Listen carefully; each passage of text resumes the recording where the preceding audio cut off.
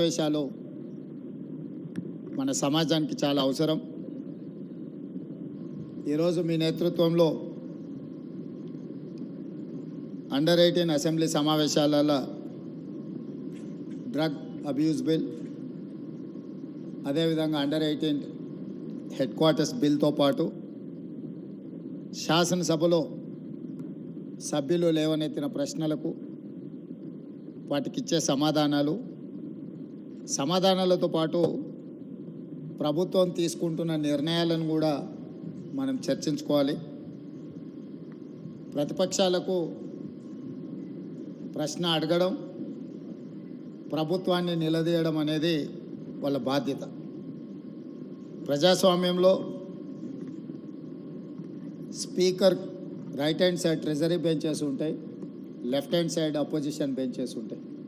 Leader of opposition, leader of the house ఇద్దరికీ equal opportunities ఉంటాయి. Leader of the opposition issues లేవనెత్తడానికి ఎప్పుడైనా వారు చేయెత్తినప్పుడు స్పీకర్ గారు వారికి మాట్లాడడానికి, ప్రశ్నించడానికి అవకాశం ఇవ్వాలి. అదే సందర్భంలో లీడర్ ఆఫ్ ద హౌస్ బాధ్యతాయుతంగా ప్రభుత్వం యొక్క విధానాలను చెప్పాలి. ప్రధానంగా సభను నడిపించే బాధ్యత లీడర్ ఆఫ్ ది హౌస్ మీదనే ఉంటుంది. శాసనసభ సమావేశాలను ఎప్పుడైనా బాధ్యతాయుతంగా నిర్వర్తించడం అనేది ప్రభుత్వం యొక్క బాధ్యత. ప్రభుత్వం చేసే నిర్ణయాలను ప్రజలకు చేరవేయడానికి ఇది ఒక మంచి వేదిక.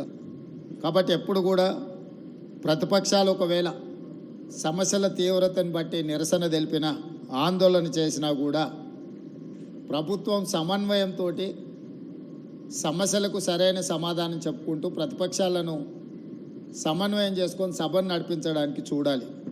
కానీ దురదృష్టవశాత్తు ఇప్పుడు రాష్ట్రంలో, దేశంలో జరుగుతున్న పరిణామాలు సభల్ని ఏ రకంగా వాయిదా వేయాలనే విధానంలో సభలు జరుగుతున్నాయి. కానీ మీ అండర్ 18 ఒక మంచి స్ఫూర్తిని, ప్రశ్నించే విధానము, జవాబు చెప్పే బాధ్యత, ఈ రెండింటిని కూడా స్ఫూర్తిదాయకంగా నిర్వహించినందుకు మిమ్మల్ని అందరినీ కూడా మనస్ఫూర్తిగా అభినందిస్తున్నా.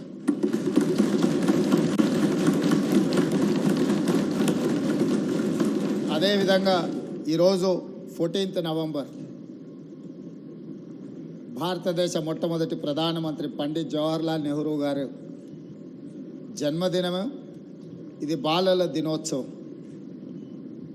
పండిత్ జవహర్లాల్ నెహ్రూ గారి దేశంలో ఎడ్యుకేషన్ రెవల్యూషన్, అగ్రికల్చర్ రెవల్యూషన్ తీసుకురావడంతో ఈరోజు ఈ దేశంలో ప్రతి పేదవాడు చదువుకునే అవకాశం, డాక్టర్లు, లాయర్లు, ఇంజనీర్లు, ఐఏఎస్, ఐపీఎస్లు అయ్యే అవకాశం నెహ్రూ గారు తీసుకొచ్చిన ఎడ్యుకేషనల్ రిఫార్మ్స్లో మనకి అవకాశం వచ్చింది. వారి వారసత్వాన్ని కొనసాగిస్తూ శ్రీమతి సోనియా గాంధీ గారు యూపీఏ చైర్పర్సన్గా ఉన్నప్పుడు రైట్ టు ఎడ్యుకేషన్ యాక్ట్ తీసుకురావడం ద్వారా ప్రతి వాళ్ళు చదువుకోవాలి, అది వాళ్ళ ప్రాథమిక హక్కు అని చెప్పి చట్టాన్ని తీసుకొచ్చి ఈ దేశంలో విద్యను ఖచ్చితంగా అమలు చేయడానికి సోనియా గాంధీ గారు, మన్మోహన్ సింగ్ గారు తీసుకున్న నిర్ణయాలు మనకెంతో ఉపయోగపడ్డాయి.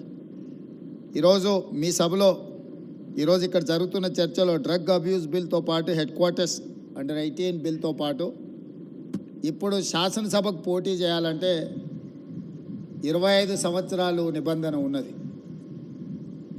గతంలో ఓటు హక్కు 21 సంవత్సరం ఉంటే రాజీవ్ గాంధీ గారు ఈ ఓటు హక్కును యువతకు అందుబాటులోకి తీసుకురావాలని 18 సంవత్సరాల వయసు నిండిన వాళ్ళందరికీ ఈరోజు ఓటు హక్కు వచ్చింది. అండర్ 18 మీరు 18 కంప్లీట్ చేసుకున్నప్పుడు మీకు వచ్చే ఓటు హక్కును భారత ప్రధానమంత్రి రాజీవ్ గాంధీ గారు ఉన్నప్పుడు చట్టాన్ని, రాజ్యాంగాన్ని సవరించి 21 ఇయర్స్ నుంచి 18 ఇయర్స్కు తీసుకొచ్చిన సంగతి మీ ద్వారా 18 ఇయర్స్ కంప్లీట్ చేసుకున్న మొట్టమొదటిసారి ఓటు వేయబోతున్న ప్రతి విద్యార్థులకు, విద్యార్థినులకు నేను గుర్తు చేయదలుచుకున్నాను. ఈరోజు ఓటు హక్కు, ఓటు వినియోగించుకున్నప్పుడు మీకు ఆ హక్కు ఏ ప్రధానమంత్రి ఇచ్చిండ్రో కూడా మీకు తెలిసి ఉండాలి. అదేవిధంగా ఇంకొక బిల్లును కూడా, ఇంకొక సూచన కూడా 21 సంవత్సరం నుంచి 18 సంవత్సరాలకు ఓటు హక్కును తగ్గించుకున్నప్పుడు ఎన్నికల్లో శాసనసభ పోటీ చేయడానికి 25 సంవత్సరాల నిబంధన ఉన్నది. ఈ నిబంధనను కూడా సవరించుకొని 21 సంవత్సరాలు పూర్తి చేసుకున్న వాళ్ళు శాసనసభకు పోటీ చేయడానికి అవకాశం కల్పిస్తే, చట్టాన్ని సవరిస్తే యంగర్ జనరేషను శాసనసభలో రిప్రజెంట్ చేయడానికి అవకాశం ఉంటుంది. ఈరోజు 21 ఇయర్స్ కంప్లీట్ చేసుకున్న వాళ్ళు ఐఏఎస్లు ఐపీఎస్లు అయి జిల్లా అధికారులుగా పనిచేస్తున్నప్పుడు 21 సంవత్సరాలు పూర్తి చేసుకున్న వాళ్ళు శాసనసభ్యులు కూడా రాణిస్తారని చెప్పి నేను బలంగా విశ్వసిస్తున్నా, నమ్ముతున్నా. మీ రెజల్యూషన్స్లో తీర్మానం చేసి మీరందరూ భారతదేశ రాష్ట్రపతికి, ప్రధానమంత్రి గారికి ఈ తీర్మానాన్ని పంపవలసిందిగా స్పీకర్ గారికి నేను విజ్ఞప్తి చేస్తున్నా. 21 సంవత్సరాలు ఓటు హక్కు ఉన్నప్పుడు శాసనసభకు పోటీ చేయడానికి 25 సంవత్సరాల నిబంధన ఉంది.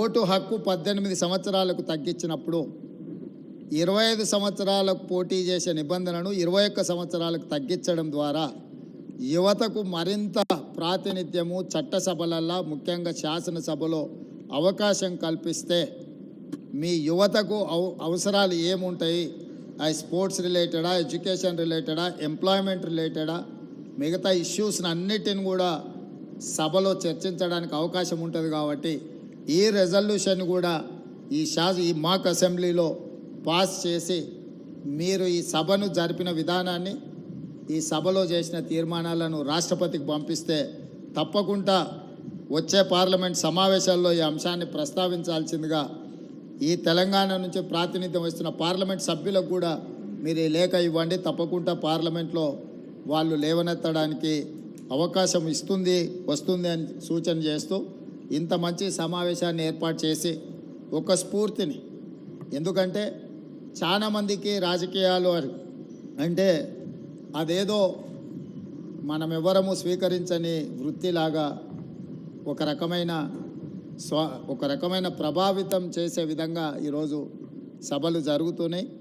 మీరందరూ చేసిన ఈ ప్రయత్నం, ఇందులో నుంచి తప్పకుండా మీలో కొందరైనా శాసనసభకు రావాలని, మీరు రాజకీయాలను వృత్తిగా ఎంచుకోవాలని మీ అందరికీ సూచన చేస్తూ మీ అందరి దగ్గర సెలవు తీసుకుంటున్నాను.